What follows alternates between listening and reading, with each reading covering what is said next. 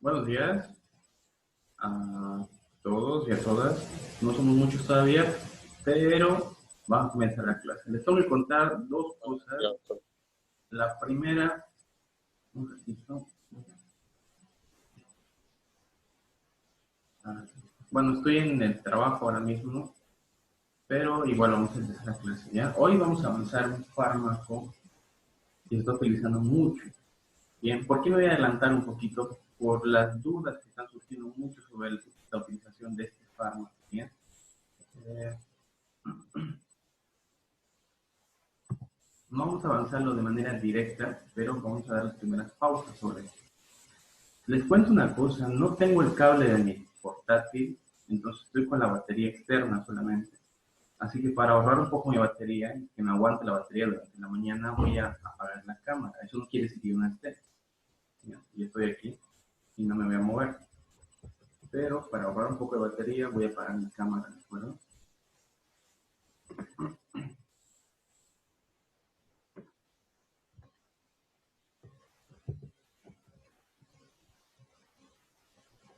Bueno, más conocida como metamizol, dipirona, también la conocemos como terapirol. Vamos a apuntar los nombres aquí.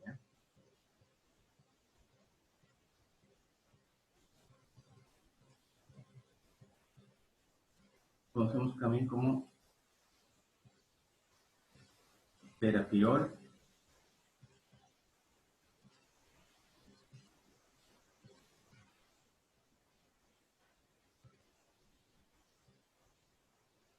También se lo conocemos como metamizol, lo conocemos como dioxadol y hay un montón de nombres, ¿verdad? Es el fármaco quizás más utilizado hoy en día. Es excelente, de excelente respuesta. ¿Y para qué lo utilizamos? El terapirol, metamizol, dioxadol, llámenlo como quieran, es un excelente antiinflamatorio. Es parte de una familia que se llama antiinflamatorios no esteroideos, AINE. Bien. Su característica principal de este, ¿cuál va a ser? Pues de que inhibe ciertos mecanismos del ciclo del ácido araquidónico, ¿bien? Específicamente inhibidor de la ciclooxigenasa. Si recordamos bien, en la parte de la cadena inflamatoria existe algo llamado derivados o metabolitos del ácido araquidónico. Unos son derivados de la ciclooxigenasa y otros de la lipoxigenasa. Estos son los precursores del proceso inflamatorio y del dolor. Bueno, pues este fármaco, al igual que muchos AINES, actúa a ese nivel. Su nombre completo es de una familia que se llama pirazolona. ¿Qué ventaja tiene este? Bueno, pues que bueno, en su mayoría se aplica este de manera endovenosa porque es altamente hidrosoluble. Al decir hidrosoluble me refiero que se libera rápidamente y tiene un efecto rapidísimo. Si recordamos bien, los liposolubles tenían una excelente absorción, pero tardaban un poquito más en liberarse. Eh, y además, cuando nosotros lo recibimos a este metamizol, nosotros estamos recibiendo un profármaco. Bien, ¿se acuerdan cuando habíamos hablado antes sobre el metabolismo de los fármacos? Muchos nos los ingeríamos, nos tomamos el fármaco inactivo. Y al hacer el ciclo del paso, del primer paso por el hígado, se activaba. En lugar del hígado de desactivarlo, lo activaba.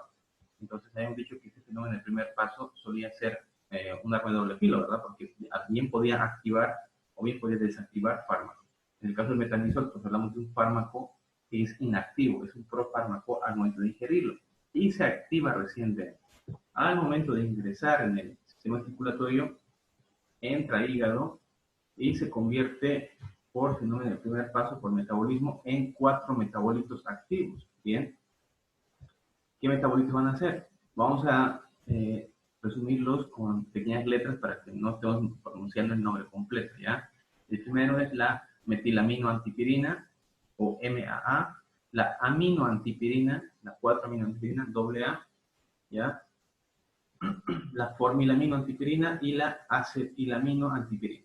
Bien, estos 4 metabolitos que resultan del paso por el hígado, lo que hacen es dar el efecto justamente propio del metamizol o dipirona. Bien, ¿Cómo va a actuar este fármaco? Y eso es lo que nos interesa, ¿verdad? Todos sabemos bien que cuando hay fiebre, hacemos sus gotitas de dioxazol al niño o nuestra inyección con dioxazol o metamizol. Hay dolor, metamizol. Hay incluso contracciones o hay dolor de músculo liso, también responde bastante bien el metamizol en combinación con propinoxato. Entonces actúa a muchos niveles, ¿verdad? A veces ya hemos dicho que inhibe ya los metabolitos de la COX-1 y la COX-2, la ciclooxigenasa 1 y 2. El ácido araquidónico es el primer precursor de los mecanismos de inflamación. Va a tener dos derivados, lipoxigenasa y ciclooxigenasa. Pues el lado de la ciclooxigenasa, estos dos de acá son los que van a inhibirse siempre. Bien. Al inhibirse, también va a actuar a nivel central, reduciendo el dolor. Este es un mecanismo un poquito más complicado que lo veremos más adelante. Lo que tenemos que saber es que actúa a nivel central y a nivel vascular, inhibiendo estos factores de dolor. ¿Ya? También atraviesa barrera hematoencefálica. ¿Bien? Por eso tiene un gran efecto antipirético, porque llega hasta el hipotálamo. ¿De acuerdo? Al llegar al hipotálamo, entonces ya sabemos que inhibe la fiebre de manera central, cosa que no hacen otros fármacos. ¿Bien? ¿Cómo actúa inhibiendo la COX, que es la parte más importante para el manejo del dolor? Bueno, pues hay una vía que utiliza la ciclooxigenasa 1, que son la producción de tromboxano A1 y tromboxano A2. Estos dos actúan a nivel digestivo, a nivel del músculo en general, produciendo más metabolitos y estimulando la respuesta inflamatoria inicial.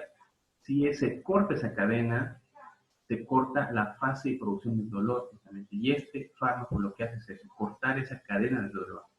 ¿Bien? ¿Cómo lo hace? Pues hay unos radicales, vamos a llamarlos radicales, que son realmente unos fragmentos de oxígeno, que lo que hacen es activar justamente esa cadena por producción excesiva de radicales de superóxido, que se les llama, que estimula la respuesta inflamatoria.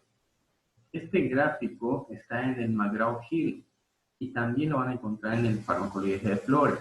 ¿Bien? De todas maneras, voy a pasar la diapositiva más tarde para que la lean. ¿Ya? Esto, de manera muy, muy resumida, es la cadena de metabolitos del ácido araquidónico. Esto, si mal no recuerdo, lo han llevado en fisiología. De todas maneras, si es que no lo recuerdan, lo vamos a repasar un poquito más adelante, porque es la base para entender los analgésicos. ¿Ya? Este es mi ácido araquidónico, ¿bien? Y hay dos derivados, ¿bien? La ciclooxigenasa y la lipooxigenasa. Como un detalle especial, todos los metabolitos que salen de la ciclooxigenasa, como las prostaglandinas, y ya hemos hablado un poco sobre prostaglandinas, que son precursores del dolor, se inhiben con los AINES. Hablamos de metamizol, aspirina, indometacina, ibuprofeno, diclofenaco, todos los que conocemos analgésicos inhiben este ciclo de la ciclooxigenasa, ¿bien? Que cortan este camino para impedir que se convierta en prostaglandinas que producen justamente estos efectos, ¿verdad? Del dolor, vasodilatación, todo lo que conocemos como eventos de la inflamación. Ahora, por el contrario, la lipoxigenasa, que es otro metabolito del ácido araquidónico, tiene efectos bastante similares, pero más que todo a nivel de músculo liso. Bien, es otro mecanismo de inflamación diferente. Aquí no actúan los AINES. En la lipoxigenasa no tiene ningún efecto o casi ninguno, ni ibuprofeno, ni paracetamol. Puedo tomar ya 5 o 6 paracetamoles, no tiene ningún efecto. Bien, pero a este nivel sí actúan los corticoides. Bien, quiero cortar ciclooxigenasa, AINES. Quiero cortar lipoxigenasa, corticoides. Bien, por ejemplo, en los casos de asma, ¿sí? En el broncoespasmo que se produce por el asma, se da porque de la lipoxigenasa se derivan unos llamados leucotrienos. Bien, esos leucotrienos son los que inducen el asma porque hacen la producción de broncoespasmo. ¿Quién actúa sobre eso? Pues los corticoides, ¿no? Esto es de manera muy, muy rápida este ciclo del ácido araquidónico, que es muy interesante, que lo veremos más adelante, ¿ya? Este es un estudio que salió hace bastantes años ya, que básicamente lo que hace es eso, ¿no? Exponer, si lo quieren leer, está en la página del Elsevier. Luego les voy a enseñar cómo buscar artículos gratis, porque este artículo era de pago, ya hace poco se ha liberado, y hay una página que sirve para ver los estudios gratuitos. Habla justamente sobre este ciclo de la ciclooxigenasa mediado por el metamizol. Bien. Ahora, ya hemos hablado un poquito sobre como antiinflamatorio e inhibidor de la respuesta inflamatoria, ¿no? También hemos hablado de metamizol como inductor para bajar la fiebre porque actúa a nivel central. Pero, ¿cómo actúa inhibiendo el dolor? Porque el metamizol también es excelente analgésico. Bien, pues los conductores nociceptivos tienen unas terminaciones, ¿verdad? Tienen terminaciones que se manejan en base a canales de sodio y potasio. Bien, en los canales de sodio y potasio a nivel celular, sobre todo a nivel de los nociceptores, en las terminaciones que hay sensitivas, si se corta ese canal, no se van a activar. Y si no hay activación de esos canales, pues no va a haber sensación o percepción dolorosa. Básicamente lo que actúa, esto es como una barrera inhibiendo esos canales de potasio para que no haya conducción y continuación del impulso eléctrico que produce el dolor. Es relativamente fácil, simplemente cortamos una barrera y ya no hay dolor. Bien.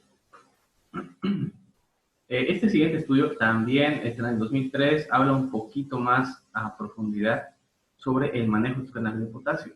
Algo que tenía de característica el metamizol como efecto secundario, un efecto indeseable al metamizol con mis pacientes, era que justamente en lugar de inhibir la respuesta inflamatoria, aumentaba como una alergia. De hecho, tengo muchos alumnos y tengo pacientes también que son alérgicos al metamizol. Bien. Entonces, ese artículo lo que refería era justamente eso, ¿no? La respuesta que había negativa a nivel de los canales dependientes de potasio como respuestas alérgicas. Bien. Ahora, ¿cómo baja la fiebre? Aquí está la cosa, y esta es la parte bonita. ¿Cómo es que baja la fiebre? Bueno, pues actúa directamente a nivel del hipotálamo. ¿Cómo lo hace? Inhibiendo justamente una cadena de beta-endorfinas que van a inhibir la respuesta inmediata del hipotálamo, que es la que produce la fiebre. Además, a nivel de la vía espinal, a nivel de la médula, lo que hace es cortar una cadena, ¿ya? Se llama cadena de glutamato. El glutamato, si recordamos bien, es un potente neurotransmisor que es excitador, ¿bien? El glutamato actúa como un potente excitador a nivel nervioso, sobre todo a nivel muscular. Bien, este glutamato lo conocemos, por ejemplo, cuando hacemos ejercicio. Cuando vas a hacer ejercicio, se activa esta vía de glutamato, lo que hace que se potencie la producción de tensión muscular. Bien, eso explicaría, por ejemplo, que si hay más tensión muscular, si hay más movimiento muscular, el músculo se calienta. ¿Cómo están ustedes cuando salen del gimnasio? Sentimos calor, ¿verdad? Nos tocamos los músculos y como están tensos, después de correr también sentimos calor. Ese calor que se libera del músculo es justamente de un metabolismo de energía y además por la vía nerviosa del glutamato que permite esto. Si cortamos esa vía, va a dejar de haber liberación justamente del glutamato como inhibidor y el músculo automáticamente va a entrar en esa fase de relajamiento y no va a haber producción de calor. Bien, entonces este metamizol actúa a dos niveles, el nivel central y el nivel periférico. Otro efecto, este siguiente estudio que salió hace algún tiempo, en 2010 salió ya lleva bastante tiempo, habla justamente sobre ese efecto antipirético del metamizol, perdón, no solamente actuando a nivel central hipotálamo, sino también inhibiendo una parte muy importante del ciclo del ácido araquidónico, que son las prostaglandinas. En este caso, inhibe la prostaglandina E2. ¿Bien? Inhibiendo esta prostaglandina de manera directa, se va a controlar también la respuesta inflamatoria. Este otro estudio también lo voy a mostrar al final, ¿ya? Los estudios que han salido. Bien, vamos a la parte rápida. Ya hemos visto que este metamizol actúa a muchos niveles. Actúa tanto a nivel central, a nivel periférico, incluso actúa a nivel medular. Bueno, una vez que yo me tomo mi metamizol, ¿qué es lo que va a pasar? Un ratito, por favor. Ya. Una vez que me tomamos nuestro metamizol, ¿qué es lo que vamos a tener? Bien, a nivel de absorción, en cuanto lo tomo por vía oral, la biodisponibilidad es bastante alta. ¿Por qué se dará esto? Bueno, pues básicamente porque tanto por vía oral como por vía endovenosa, esto que estamos ingiriendo es un profármaco. Estamos hablando de que está inactivo y se va a activar al momento de al pasar a la circulación o ya sea al entrar en el metabolismo hepático. De hecho, el hígado se encarga de convertirlo y activarlo.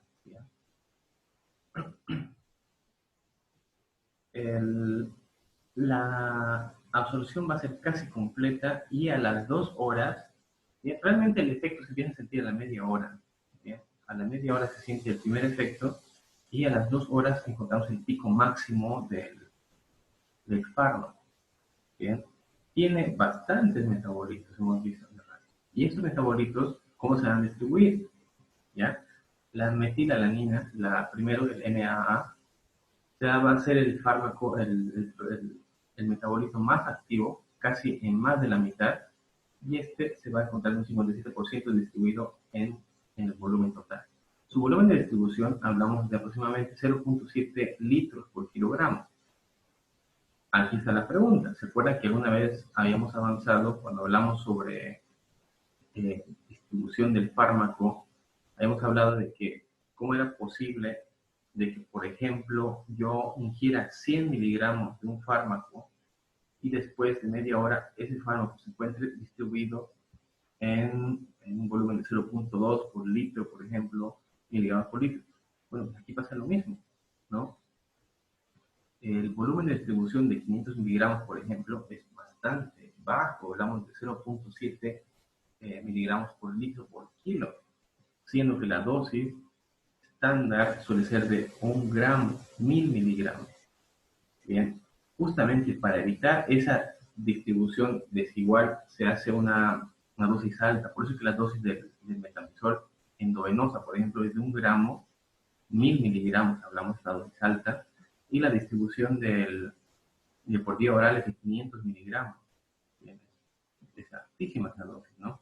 Para obtener justamente una distribución que sea mayor a 0.5. Cualquier fármaco que esté distribuido a menos de 0.4 litros es un fármaco que no va a tener efecto. Bien, entonces la pregunta era si esto está distribuido tan disuelto en el cuerpo, ¿dónde está el resto del fármaco? Pues lo que siempre sospechamos es que es un fármaco que se disuelve en la grasa, por eso es liposoluble. Bien, tiene una gran capacidad de, si es por vía endovenosa, activarse a nivel de la sangre, que es hidrosoluble, y si es a nivel digestivo, a nivel gástrico, intestinal, es liposoluble.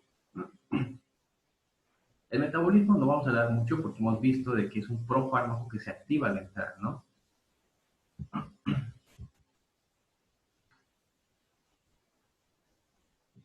Perdón, un segundito.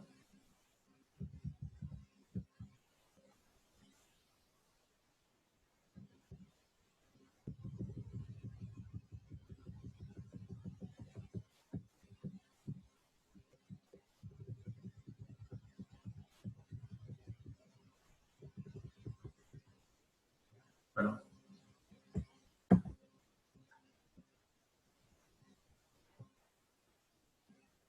Bueno, ahora hablamos de la excreción. Sus metabolitos en general, así tal como están, así es como se van a excretar por vía renal. Ya, la excreción de este fármaco es por vía renal. Se activa por hígado, metabolismo, también pasa por hígado 2 veces, la primera vez haciendo el primer paso y la segunda vez cuando estamos metabolizándolo, haciendo ese ciclo que hemos visto antes sobre ciclo de eliminación del fármaco, desactivación, vía fase 1 catabólica, fase 2 anabólica. Esa fase que hemos visto, bueno, así tal como está intacto, después de pasar por el hígado, va a eliminarse por la orina. ¿Bien? Ahora, algo que no se conoce a día de hoy es que el 95% del fármaco se elimina intacto por los metabolitos que hemos visto al principio. Pero el resto del porcentaje del fármaco que se elimina por la orina son metabolitos nuevos que no se conocen. No se sabe en qué momento cambian esos metabolitos. ¿Bien? ¿Cómo va a entrar? Bueno, pues la primera vez que va a entrar por la vía catabólica va a ser hidrólisis, ¿bien? Y se va a convertir en el primer metabolito que hemos visto, ¿verdad? el se me olvidó el primer nombre del metabolito, ¿ya? Una vez que esté activo, va a actuar sobre el cuerpo, va a tener su efecto, y una vez que termina, va a volver al hígado otra vez, ¿ya? Y en este caso ya va a hacer su metabolismo a otro metabolito más, que también va a seguir activo y va a seguir circulando, va a volver a pasar por el hígado y va a ser su segunda fase, que es la fase ya de la fase 2, la fase anabólica. En este caso va a acetilarse y por esa acetilación va a terminar siendo el tercer metabolismo. Fíjense que hace entonces realmente 3 pasos por el hígado este fármaco, ¿no? Y por cada paso que hace se convierte en un metabolito diferente hasta que pasa por riñón y se acaba oxidando, ¿bien? Bueno, ¿qué cosas tenemos que tomar en cuenta y qué ventajas tengo que dar? Bueno, pues que como el hígado es casi muy importante para su conversión y su activación, pero no es determinante al momento de la acción del fármaco, pues vamos a decir que este es un fármaco que, si bien no actúa directamente con el hígado, tampoco va a resultar dañino para el hígado, ¿de acuerdo? Es por eso indicado en pacientes con lesiones hepáticas, ¿bien? Porque se activa, pero no se va a metabolizar de manera directa en el hígado. ¿Ya? Por eso está recomendado, a diferencia, por ejemplo, del paracetamol, que si recordamos bien, producía un metabolito tóxico, ¿verdad? La N-acetilbenzoquilenimina o el NAPQ, que sí era bastante tóxico a nivel hepático. Bueno, pues los metabolitos de este metamizol son metabolitos activos, pero no son lesivos a nivel hepático. ¿Bien? Lo que sí hay que tomar en cuenta es de que pacientes con electrocondicional crónicas, como cirrosis, hepatitis B crónica, tienen lesión hepática, este ciclo que hemos visto hace rato va a tardar un poco más en repetirse, ¿no? Entonces, el hecho de que este ciclo que estamos viendo sea más lento va a hacer que esos metabolitos estén más tiempo circulando en sangre, lo que va a prolongar el efecto del metamizol. El tiempo que tarda en metabolizarse va a ser bastante más largo, incluso hasta 4 veces se puede aumentar. Bien. Ahora, ¿dónde está el problema? Cuando hay que eliminarlo del fármaco. Bien. En la excreción, en pacientes que tengan lesión renal crónica o lesión renal aguda, en principio no va a presentar problema. Lo que sí, como el fármaco puede estar circulando bastante tiempo en sangre, porque el hígado no es capaz de retenerlo a velocidad normal, puede que el metabolito activo esté circulando bastante más tiempo. ¿Cómo resolvemos esto? Bueno, pues simple. Al paciente, si le damos metamizol 1 gramo cada 12 horas, como es un paciente que tiene lesión hepática o lesión renal, y yo sé que el fármaco va a estar más tiempo circulando, pues en vez de dárselo cada 12 horas, se lo voy a dar 1 gramo cada 24 horas. ¿Bien? Se hace más largo el tiempo de dosificación. ¿Cómo actúa entonces? Bueno, pues conocemos que un potente analgésico baja la fiebre, baja la inflamación, actúa también sobre los niveles de coagulación, eso de manera indirecta, y además que me da la ventaja de que es un fármaco bastante seguro. Bien, el efecto secundario más común que vamos a encontrar, y esto sí que es pregunta de examen, te lo aseguro, y porque me interesa que esto lo memoricen, es que un efecto secundario indeseable del metamizol es que disminuye de manera muy marcada en algunos pacientes el conteo de glóbulos blancos. Eso se llama agranulocitosis. Inhibe la producción de glóbulos blancos a nivel de la médula.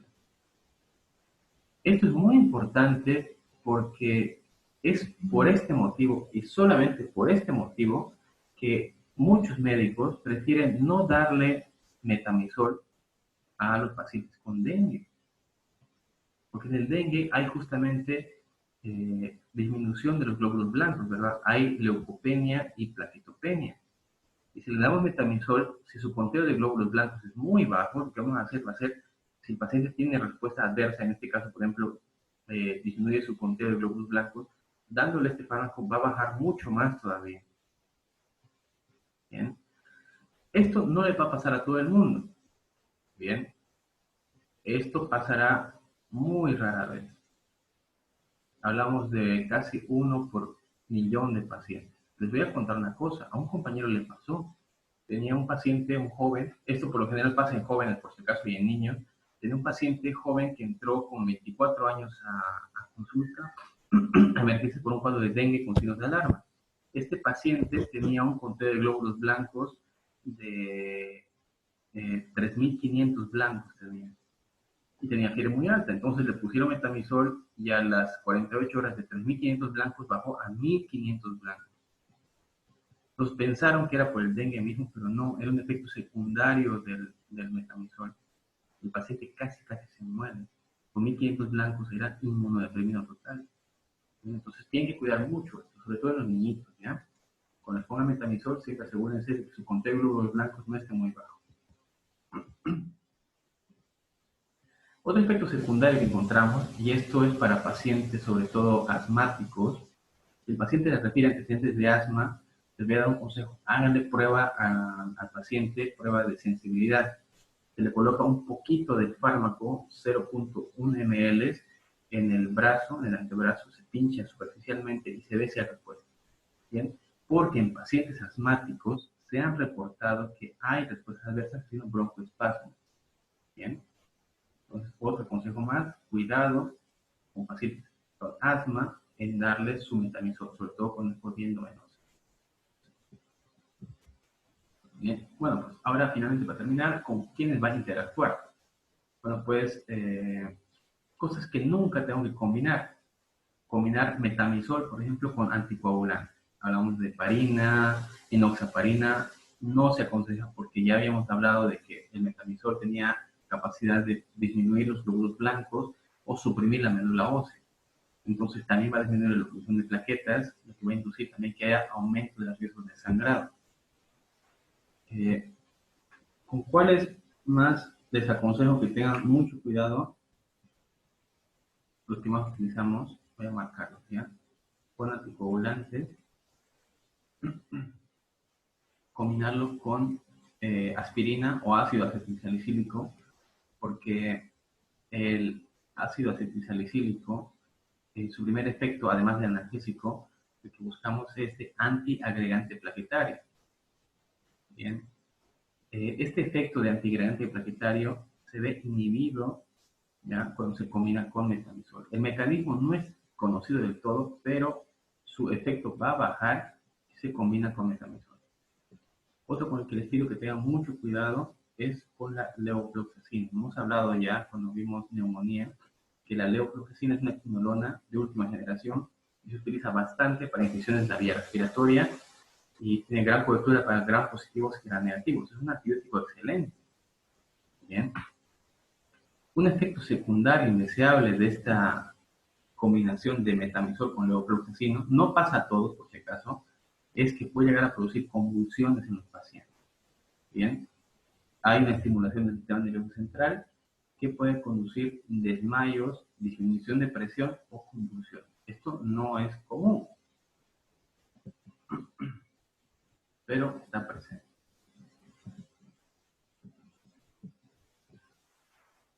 Otra cosa, ¿quién toma aquí? Bueno, yo sé que no me lo van a decir, pero en algún momento todos, por nuestra carrera, por estrés, hemos tomado, tengo una pregunta acá, a ver. Tengo un paciente que hace uso de aspirina y tiene daño hepático. ¿Qué antitérmico puedo usar? Ya que no se puede usar para tamolipirón. Bien, no hemos dicho que no se puede utilizar. Bien, hay que valorar, por ejemplo, en el caso de tu paciente, Blenda, toma aspirina, ¿verdad? Supongamos que toma aspirina todos los días, ¿sí? Supongo que debe tomar como antiagregante plaquetario porque debe tener una patología cardíaca o alguna una prótesis o algo, ¿no? La aspirina la tomamos justamente como antiagregante plaquetario. Ahora, si el paciente tiene que tomar sí o sí su aspirina todos los días para evitar formar trombos, ¿ya? Hay que hacer algo que se llama valorar riesgo-beneficio. Si, por ejemplo, ese paciente que está tomando su aspirina todos los días para evitar trombos le da dengue, entonces en ese caso, por ejemplo, tenemos que cortar la aspirina, ¿bien? Definitivamente hay que cortarle el tiempo que esté con dengue, porque otro efecto que tiene la aspirina como antiagregante plaquetario es potencia el sangrado. Y el problema que tienen mis pacientes, por ejemplo, con dengue, es que sus plaquetas disminuyen, ¿verdad? Al disminuir las plaquetas, pues va a haber más riesgo de sangrado. Y si damos aspirina, pues va a sangrar más todavía. Mi consejo, por ejemplo, en el caso del paciente de Blenda, que tiene que tomar algo para la fiebre, sería cortar la aspirina el tiempo que se utiliza el metamizol, para que no interactúen ambos. Bien, como les digo, esto es algo relativo. Se valora riesgo-beneficio. ¿Qué tanto bien le voy a hacer a mi paciente dándole o cortándole la aspirina y dándole el metamizol? ¿Vale la pena realmente o tengo que buscar una tercera opción? ¿Bien? Una tercera opción podría ser un derivado AINES, puede ser fluoroibuprofeno, puede ser ibuprofeno también, que tiene un potente efecto, vamos a ver más adelante, tiene un potente efecto antitérmico. ¿Bien? Cosas que no tengo que combinar. Muy bien.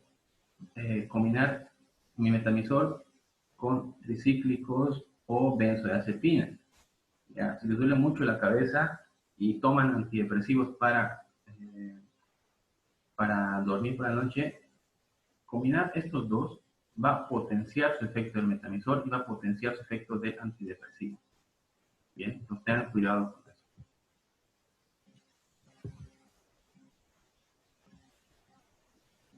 Bueno, finalmente, el margen tóxico de este fármaco realmente no es muy llamativo, ¿ya? Cuando tomamos una dosis, por ejemplo, de 1 gramo, no hay gran problema. Pueden utilizarse dosis de hasta 2 gramos incluso, así, directos, sin que haya un margen terapéutico de toxicidad. Porque hemos visto que los metabolitos que producen no son tóxicos. Lo que vamos a hacer al darle dosis altas va a ser alargar el tiempo del fármaco, ¿no? Porque va a estar más tiempo circulando el fármaco, sus metabolitos en el hígado y en sangre, pero de manera directa no va a afectar a nivel tóxico, ¿ya? Lo que sí va a hacer que bajen los glóbulos rojos, bajen los glóbulos blancos, sí.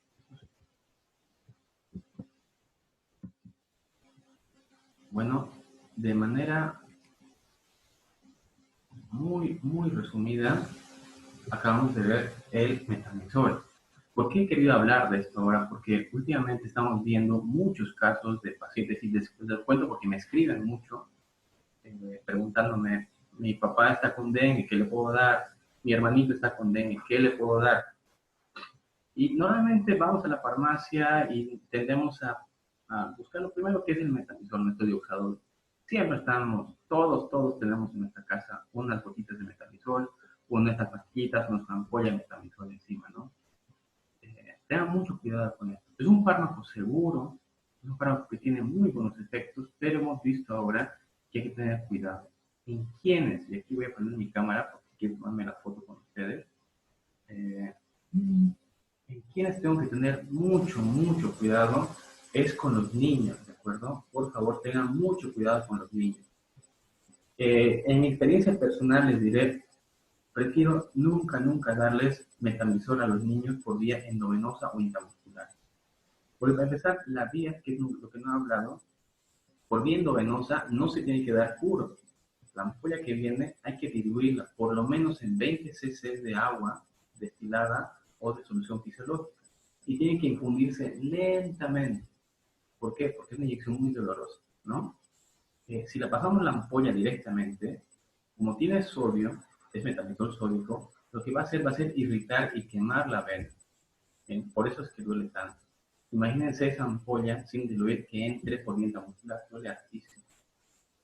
Y aparte del dolor, obviamente, que el niño va a sentir, pues el efecto secundario indeseables que hemos visto, por lo general se presentan en niños entre 3 hasta los 7 años.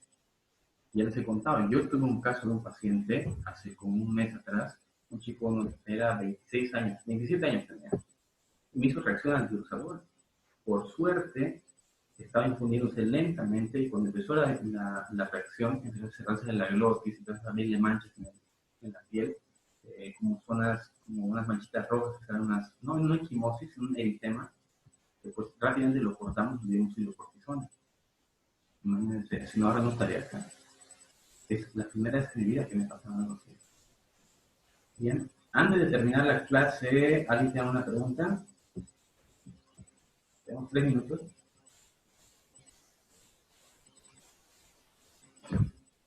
Estoy en mi consultorio ahora mismo, está muy tranquilo por acá y esperamos que siga así todo el día. Bueno, voy a tomar una foto con mis alumnos y ya de ahí nos vamos a ir a desayunar, ¿les parece?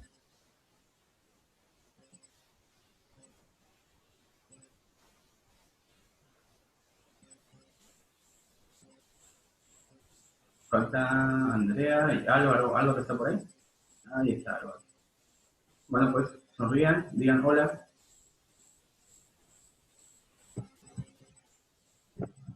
Muy bien. Ya con esto, si no más preguntas, les voy a mandar un artículo sobre Metamisol. Su tarea de ustedes para la semana siguiente, hablamos del jueves de la semana siguiente, va a ser leer el artículo. Solamente quiero que lo lean nada más. ¿Bien? Ni resumen ni nada. Léanlo a conciencia y la semana siguiente vamos a hablar sobre este artículo que les voy a mandar. Ya es muy interesante y relacionado justamente con esto. Si no hay más preguntas, bueno, pues vamos a desayunar y nos veríamos la semana siguiente. Cuídense mucho, que pasen un excelente fin de semana.